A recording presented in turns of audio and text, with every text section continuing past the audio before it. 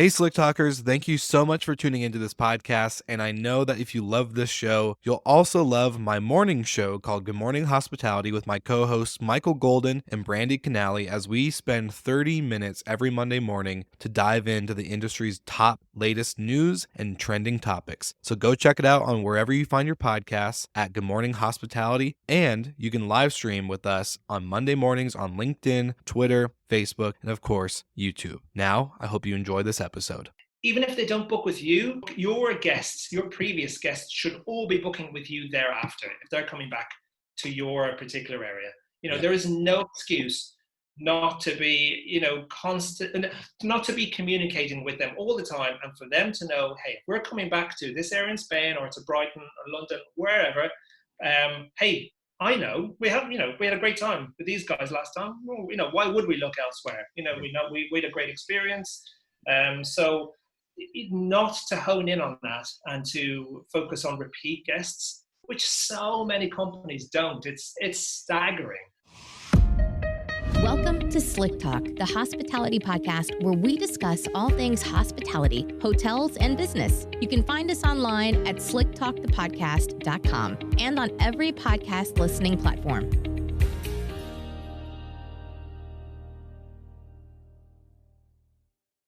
All right, welcome back to Slick Talk, the hospitality podcast, everybody. I'm your host, Will Slickers, and another special guest on the show. They're all special, but some guests just hit a little bit closer to home with me.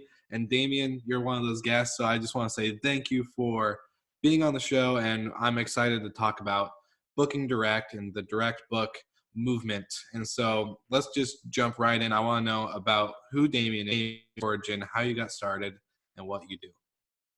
Wow, that's an introduction. Thank you, Will. I'm really delighted to be here. Hi, I'm Damian Sheridan, everyone.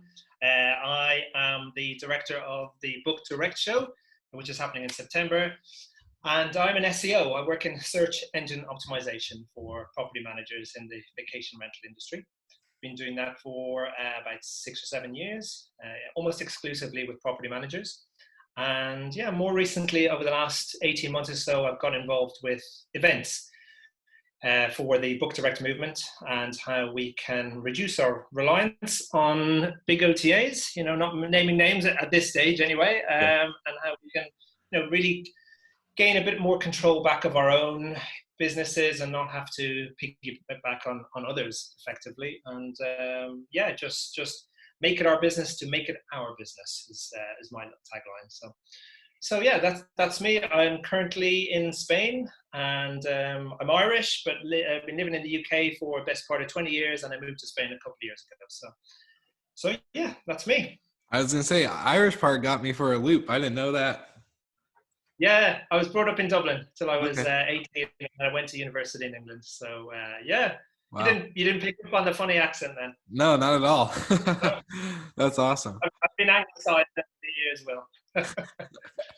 Well, I was going to say, for all the listeners that have been following along the journey, I was in London where I first met you in person after having a few interactions over LinkedIn. And something that I've been passionate about is, booking direct bookings, getting that repeat guest to solely trust your brand, not, all these off brands and OTAs, right? And so for the listeners, we met in London at the Shorties Award, which was awesome. Such a good event. And seeing the community draw closer together was awesome. And then, of course, the Short Stay Show the day after. And so let's talk about, for you, to that moment, obviously a lot has happened in the last 18 months, like you said, with, the Book Direct show and just the overall movement itself. So what really got you into SEO with specifically vacation rentals? Obviously, SEO is a big topic, but vacation rentals is a little smaller niche of that. Yeah, sure. Well, primarily because I bought a property myself in southern Spain 17 years ago. And when I was in my early to mid 20s, and I needed to get a bit of money going. And so, yeah, at the time, this was prior to Airbnb and a lot of the big OTAs, and where you and being able to make a very quick website and all of these amazing software technologies that we have these days. It was a lot more difficult. These were the days of putting a leaflet in your corner shop and print advertising and things that a lot of people now just can't even imagine. So I primarily for about 10 years I worked in business travel in London and corporate travel, and I worked on some websites, kind of getting to grips with websites and how they rank on search engines. And it was very different back then, and you could manipulate your ranking position very easily. But yeah, I just kept a tab of that and kind of took over some business travel websites for companies I was working with. And then really, in all honesty, I got burned out working. I was traveling each day from Brighton to London, and I just found the corporate world a bit too much. I wasn't enjoying life. And I knew I needed to change things. So at the same time, I was writing a blog about vacation rentals, just marketing tips, called Need More Rentals, which I still have these days. And I thought, hey, let's learn a little bit more about SEO. And even then, SEO wasn't really a phrase. Everyone knows about it now. A lot of people don't want to know how it works, but everyone has heard of it. But I thought, look, let's kind of fit the two together and carve out a bit of a niche there, and and it's kind of worked ever since. And I got a lot of business by referrals mostly, so really that itself has brought me into the book direct movement. So so my clients clearly wanted something different, and I knew there were a lot of people thinking this way. I think perhaps there are a lot of people in the industry who don't need this. They don't need direct bookings. They're quite happy to source all of their revenue and bookings from major OTAs like Airbnb and Booking, etc. But I thought this industry's got to change. We can't rely on these platforms for 70% plus of our bookings, which is how it is, plus even. And I know of a lot of companies that have 90% plus of their bookings coming from these companies. So I also attend a lot of events throughout Europe in the vacation rental industry, and they're fantastic. They're really, really good ones that you have been to as well, Will. But for me, I kind of felt maybe equally that some of those events have been taken over a little bit by some of these companies too.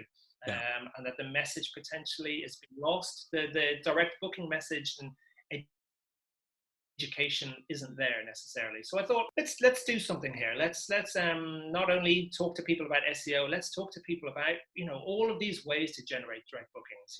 Email marketing, social media, branding, etc., etc. All these things that I am not an expert in at all, but I know of people who are very good in this. So that led to the event that I had in London in February called the More Bookings Direct Conference, which has since been rebranded to the Book Direct Show, which we're having in September, which is going to be online, obviously. And it's it's exciting times. No, for sure. And I was going to say, I think I'm curious for you what your thoughts are on the fundamentals of booking direct and direct bookings coming in.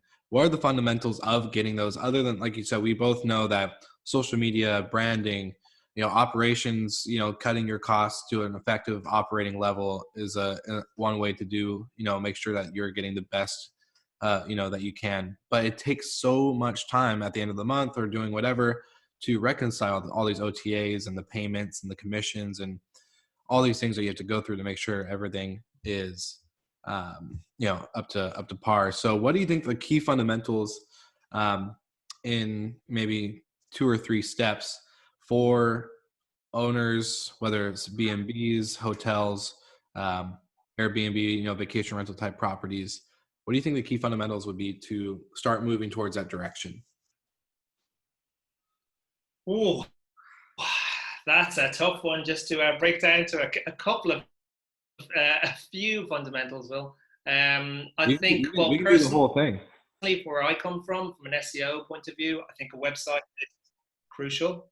I think every company, individual owner, however, whatever host there is out there, you need to have your own website if you're serious about getting direct bookings. It's very limited what you can get across on a listing. Yeah. Video, for example, where are you going to share your videos?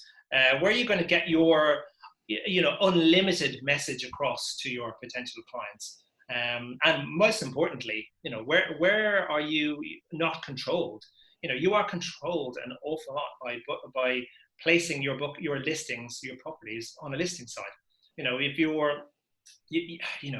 you can't liaise freely on most booking portals and OTAs because you're not going to get, their guest data. You're not going to get their email address or phone number. Mm-hmm. You have to use a third party for everything.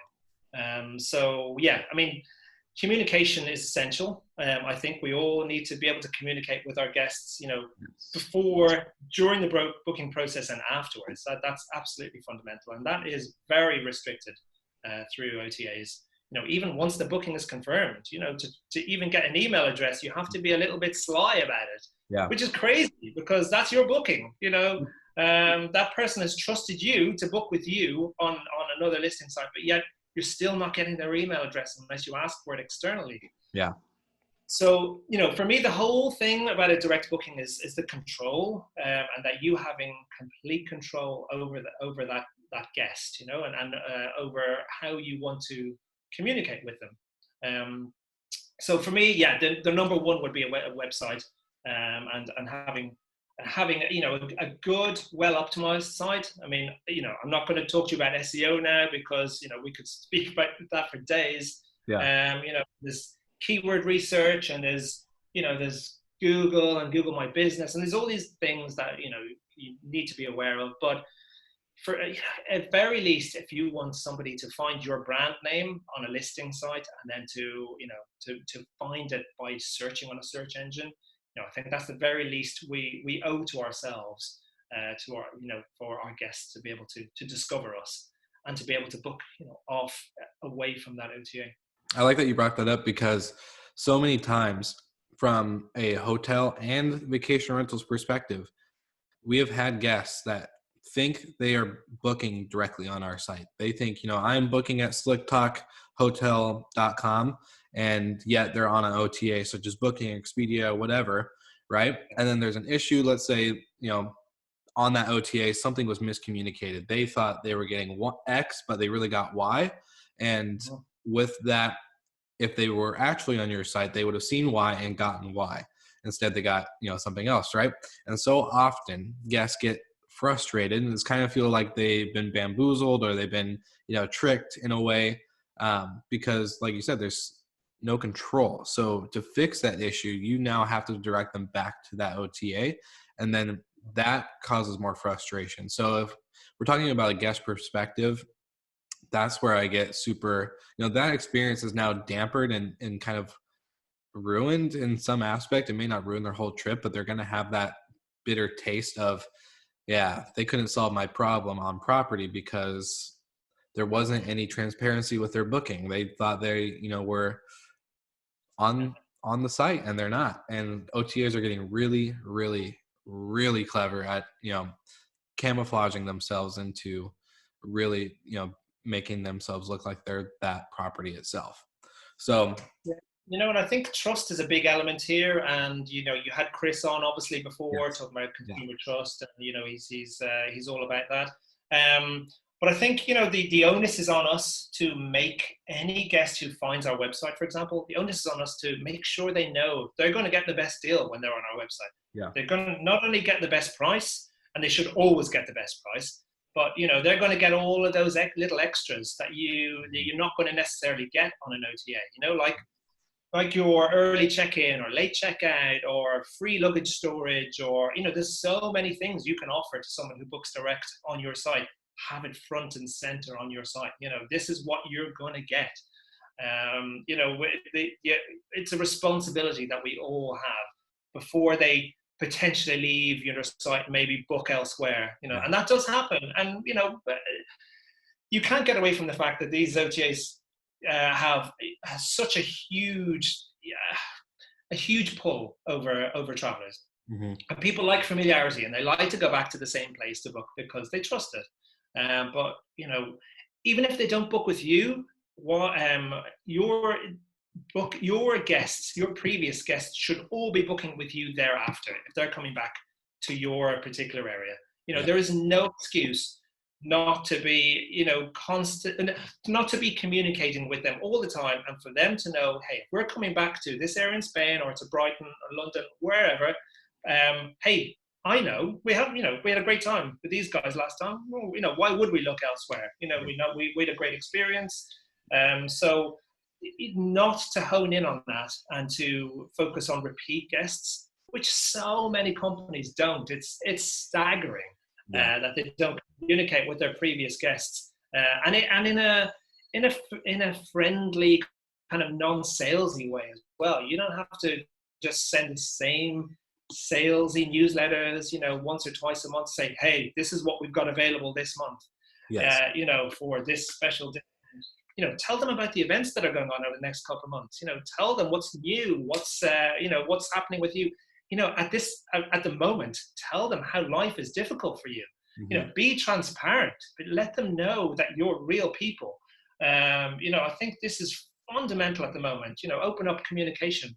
And for the little place apartment that I have locally, it's so it's amazing. I've had so many guests contact just to say, hey, how are you guys doing? Is everything okay? These are regular repeat guests. Yeah. But how nice is that? To know that your guests care, and they care because you've cared about them, and that you keep in contact with them as well. So I think that's a responsibility that's nearly criminal for us not to to hone in on all of the time. Just to really respect and look after our past guests, and make sure that if they're coming back, why book elsewhere?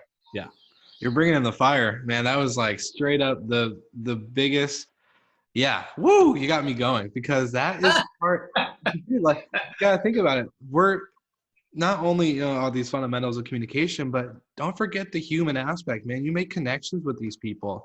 I always think of like my repeat guests that would come at like my property on the coast, just saying, hey, how's your family doing? Blah, blah, blah. How's Hazel? Or like, just making those little connections like, hey, I know it's your birthday in November. Are you guys coming back? Like, just the small little things is so crazy on how important it is. And just the fact that we forget that, and we're in hospitality sometimes. And so, or not sometimes, but we're in the hospitality space, and sometimes we forget that part.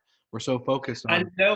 Yeah, you saying something like knowing details about your guests. If you know that they have, the first time they came, to visit your place, if they were celebrating an anniversary or a birthday or something about that, having that little bit of information and saying, hey, are you thinking of coming back for your birthday? Or, just how's your dog Trixie or whatever? These are the things that people love. They love familiarity. They love coming back to someone that they can trust, and who loves them.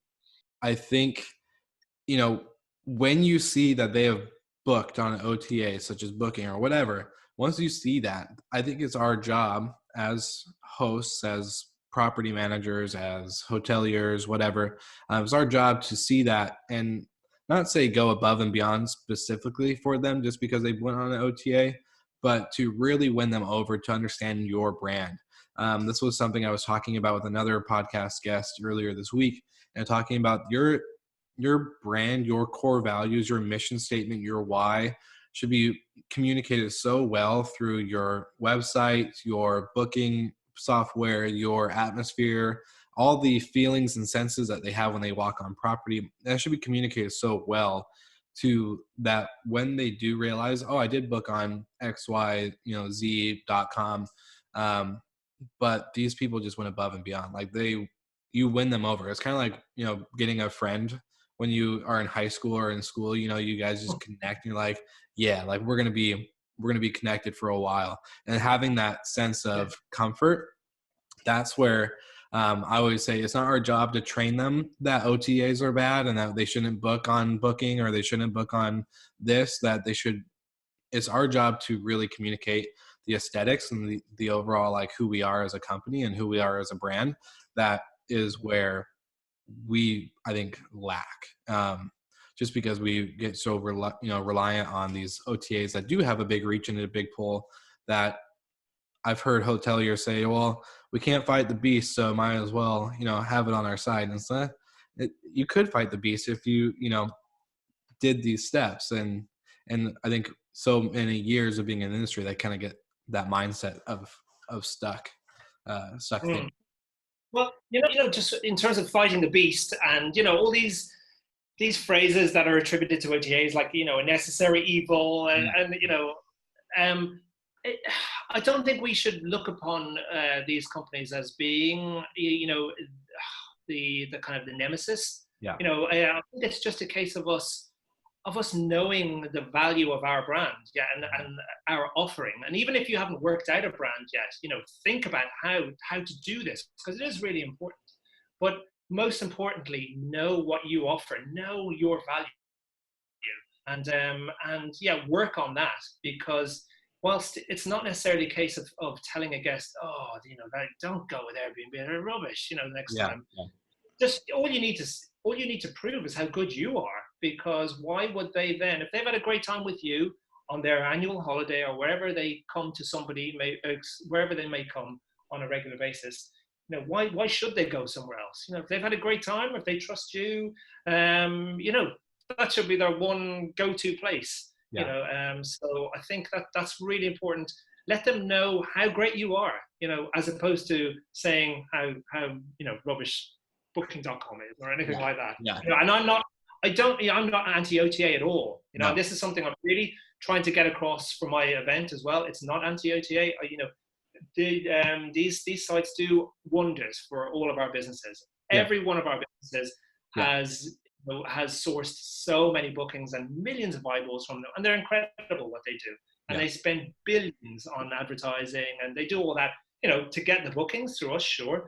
But a lot of our businesses, couldn't survive without those. Yeah. But it's just, for me, it's about education and knowing, hey, there are alternatives out there. We can actually source our own bookings. We don't have to rely on them for 90% or whatever it is. We can reduce that down to, 60%, 50% or whatever, and have just that little bit more control over our own business, because it is our business. It's not their business. And I think that's important just to remember. No, 100% agree. We're not dogging on any OTAs. This is a known fact that we do know that, this is a big part of our industry, a big part of our business. I've actually worked with amazing reps from OTAs, to ensure that not only are our guests being taken care of, but is the property being taken care of? Are we communicating our core, amenities and services and offerings, properly on these other sites, and they do wonders. Like that does, I think is a key aspect, working together on those certain things. But at the end of the day, like you said, this is our business, it's our property. So why not take control? And that's, I think, the reason why a lot of us get into this industry is because we get to be so creative, and we get to be, we can spark up an idea and we can make it happen. And I think a lot of us are, I wouldn't say dream. Yeah, I would say we are dreamers, but we like to execute on the dreams. One of my favorite phrases for our business is, exceeding expectations, creating destinations. When you think of a destination, I think of like Bahamas or, somewhere very surreal and kind of not really in the real world. But we get to do that with our properties, whether they're in an apartment in Spain or Seattle or, whatever. We get to create a destination at a place that most likely isn't really considered a destination for some people. Yeah. So I think that is super key, for us as an industry. Now, Damian, I want to kind of ask you for just not only to help with the, Book Direct show and with, the whole movement of moving forward, but what are some things hosts, hoteliers, B&B owners, managers in the industry can do today during this pandemic? Obviously, we've all have felt the hurt of COVID-19 in the industry, with domestic and foreign travel being either shut down completely or temporarily, or very, very minimal, for essential workers in the healthcare industry. What are some stuff that we can do today in order to ensure that we're either prepared for the gates to open and to welcome our guests with open arms, or what is some stuff that we can do for the properties that are able to welcome some people at this time? Yeah, well, there is so much we can be doing, and I did write a guide for this on the Book Direct Show website. I mean, the thing is, we can start with our website. Every website can be improved. We can all look at little things, even if you've got a really well-performing website.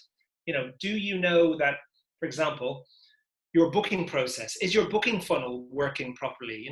Are you minimizing the amount of clicks it takes for somebody just to finish a booking? Is it 2, 3, or is it more?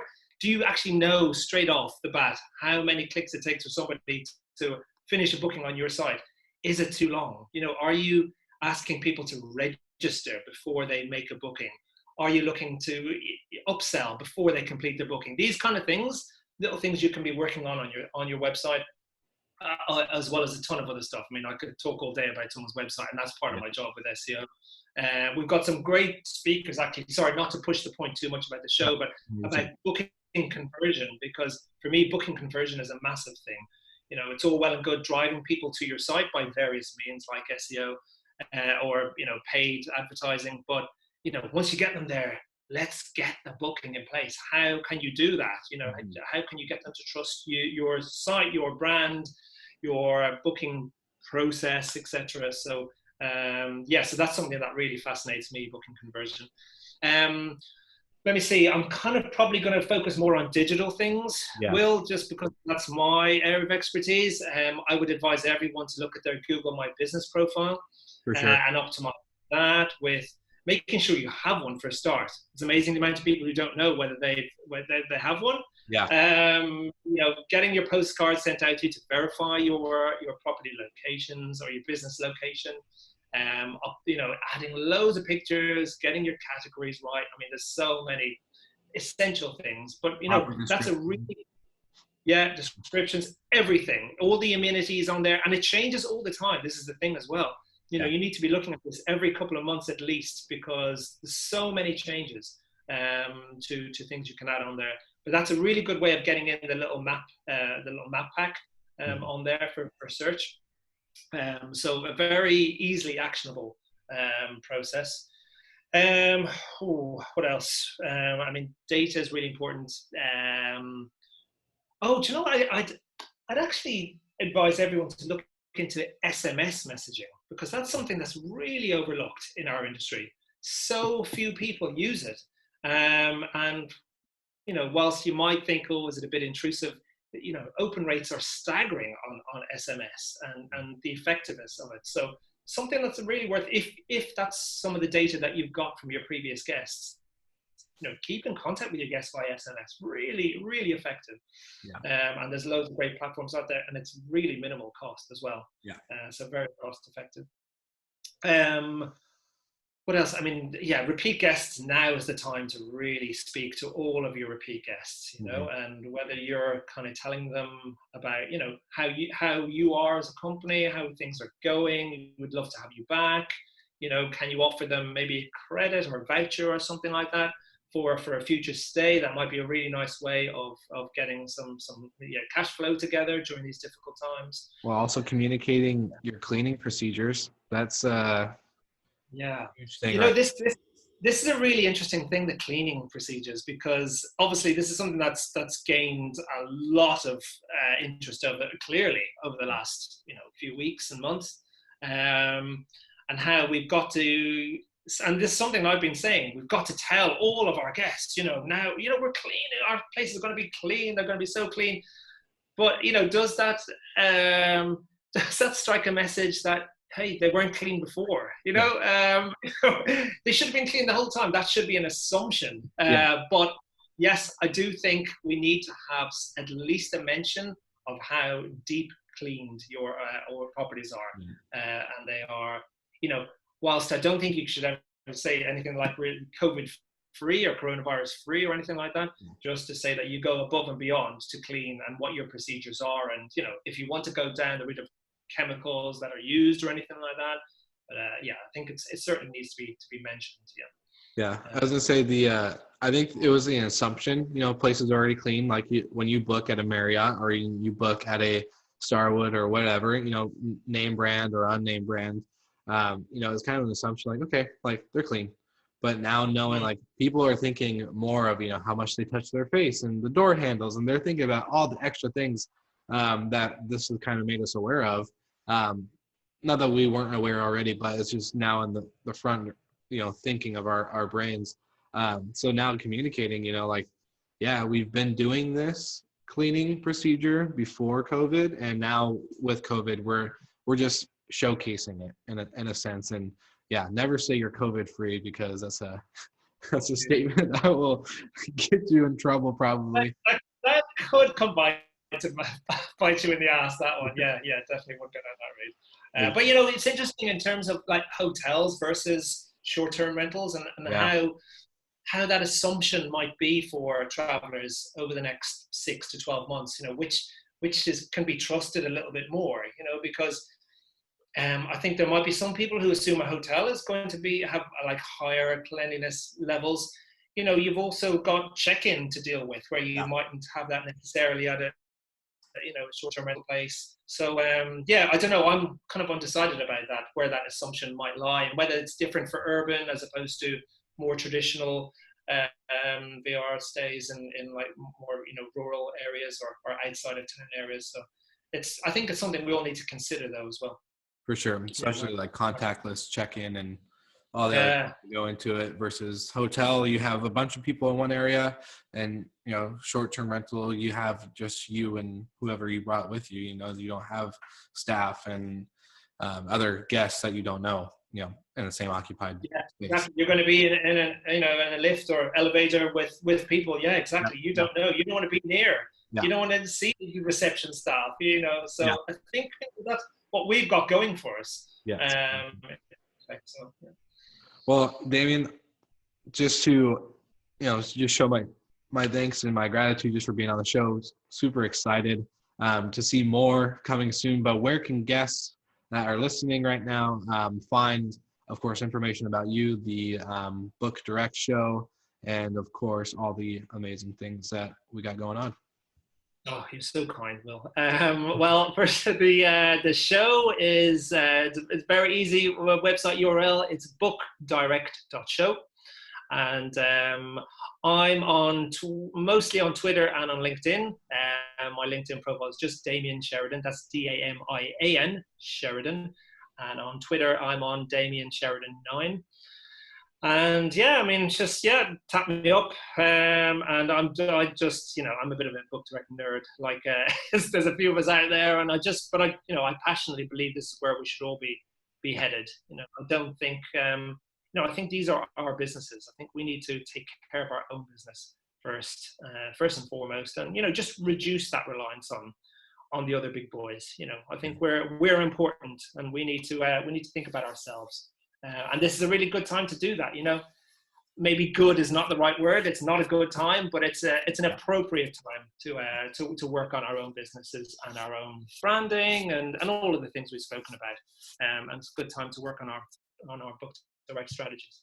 Yeah, I think we could probably have a Joe Rogan episode where it goes on for hours and hours and hours of talking into depth of all the things. That it's definitely a conversation I think that has been just so ongoing for me, especially in the last week, you know, talking with you. And then, you know, there's people in our industry like Mark Simpson and just a bunch of other people that really are focusing in on this. And I loved it when I talked with you when we first met in London, was that in the States, it's a little bit different. I think I've seen more of the bad side of it, like hoteliers just kind of giving up, saying, you know, well, they have billions of dollars that has marketing backed, you know, for years and years and years. There's nothing we can do about it, blah, blah, blah. But I think taking the stance now to, like we said earlier, it's not to bash them or to, you know, put them out of business. It's definitely a needed market. They have such a big reach, but I think it's so nice and refreshing to see the stepping up of leaders in the space, whether it's vacation rentals, B&Bs, hotels, you name it, to really rise up. And you know what?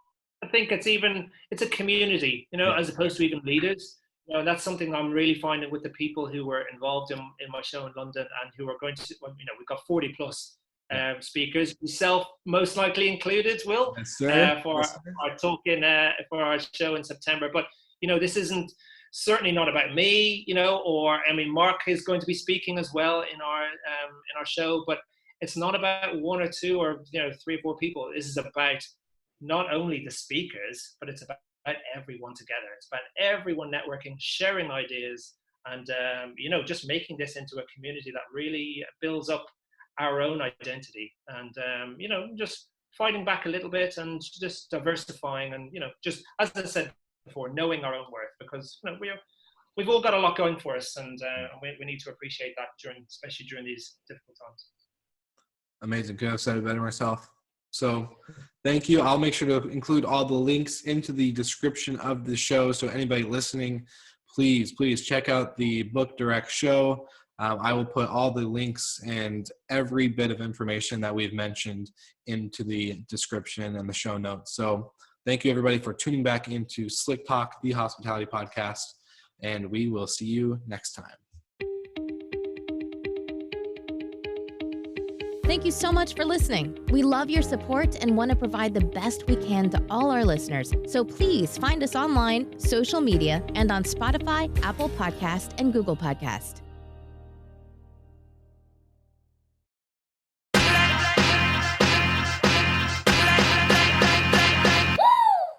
What's up, everybody? If you've gotten this far into the episode of Slick Talk, the Hospitality Podcast, then you are amazing, and thank you so much for tuning in.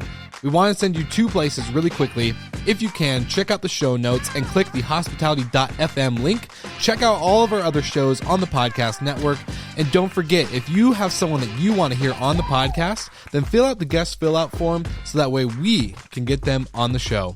Thank you so much for tuning in, and I hope you enjoy another episode of Slick Talk, the Hospitality Podcast.